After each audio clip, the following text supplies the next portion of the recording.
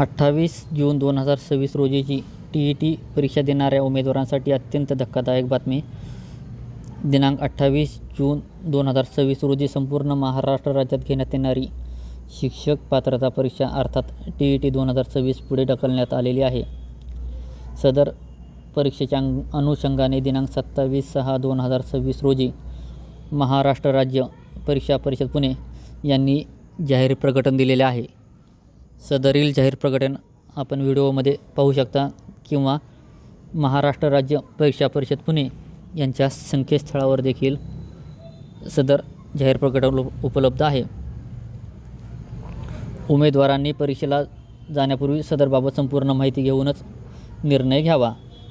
दिनांक 27/6/2026 रोजी महाराष्ट्र राज्य परीक्षा परिषद पुणे यांनी पुढील प्रमाणे जाहीर प्रकटन दिलेले आहे, ते वाचून दाखवतो मी.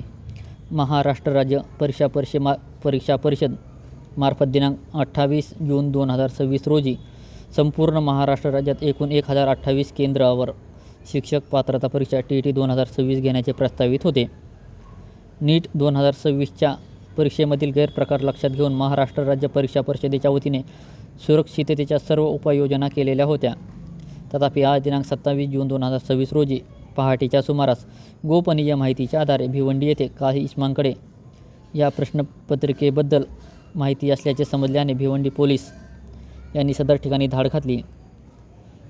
यानंतर तपासणीसाठी महाराष्ट्र राज्य परीक्षा परिषदेच्या अधिकाऱ्यांना बोलावून तातडीने पडताळणी केली असता सदर इसमांकडे शिक्षक पात्रता परीक्षा TET जून 2026 परीक्षेच्या प्रश्नपत्रिकेतील काही प्रश्न समान असल्याचे आढळून आल्याने भिवंडी पोलीस ठाण्यात गुन्हा नोंदविण्यात आलेला आहे. सदर परिस्थिती लक्षात घेता दिनांक 28 जून 2026 रोजी आयोजित करण्यात आलेली शिक्षक पात्रता परीक्षा TET पुढे ढकलण्यात येत आहे. कोणत्याही परिस्थितीत परीक्षा पूर्ण पारदर्शकपणेच व्हावी हा परीक्षा परिषदेचा आग्रह असल्याने व याबाबत सखोल चौकशी होणे गरजेचे वाटत असल्याने ही परीक्षा पुढे ढकलण्यात येत आहे. TET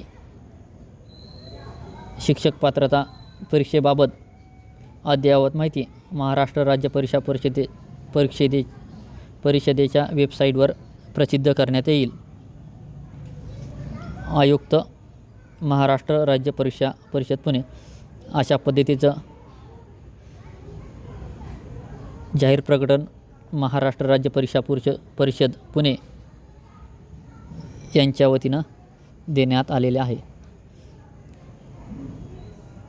दिनांक 28 जून 2026 रोजी होणाऱ्या शिक्षक पात्रता परीक्षा TETच्या अनुषंगाने अत्यंत धक्कादायक बातमी आहे.